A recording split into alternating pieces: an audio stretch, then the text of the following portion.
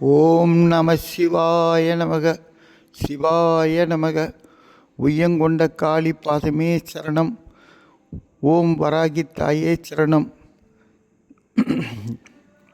இப்போது அங்காள பரமேஸ்வரி கோயிலுக்கு போகிறோம். ஐயா, நான் கிட்டத்தட்ட 2 வருஷமாக போகிறேன், 6 மாதமாக போகிறேன். அமாவாசைக்கு போகிறேன், அம்மா சுற்றுறேன்.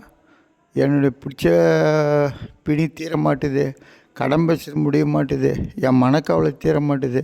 எங்கள் வீட்டில் வைப்பு சூனி வச்சுருப்பாங்களே, அது தீர மாட்டுது. அது எப்படி தான் என்னன்னு தெரியலையே. அங்கங்கே போய் குறி கேட்குறேன் அப்படின்றவங்க நம்ம சாதாரண மனுஷாள். அதுக்கப்புறம் என்ன பண்ண, இந்த குறி ஆடுறவங்க பாருங்கள், வாக்கு சொல்கிறவங்க, குறி வாக்கு சொல்கிறவங்க. என்னடா நம்ம குறி வாக்கு பழிக்க மாட்டுது, நம்மகிட்ட 4 மக்கள் தேடி வர மாட்டுறாங்களே, அதுக்கு என்ன பண்ணுறது எது பண்ணுறது, அங்கே போய் பண்ணுறோம் இங்கே போய் பண்ணுறோம் அப்படின்னு சொல்லுவாங்க. நான் அங்காள பரமேஸ்வருடைய அருள் பெறத்துக்காகவும் பிரச்சனையை சீக்கிரம் முடிக்கிறதுக்காகவும் உங்களுக்கு சித்தர்கள் வழியில் என் குருநாதர் பழனி ஆண்டவரும் அகத்தியர் போகருடைய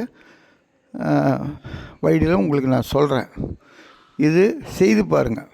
செய்து பார்க்கும்போது உங்களுடைய பிரச்சனை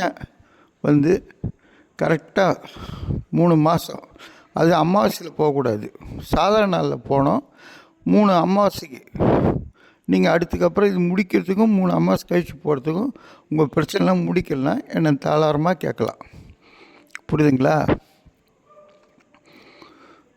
சகல நலம் பெற்று சகல வழிபட்டு வாழுங்க. அடுத்த எபிசோடில் அது எப்படி சொல்கிறதுன்றதை நான் உங்களுக்கு சொல்கிறேன். வாழ்க வையகம்.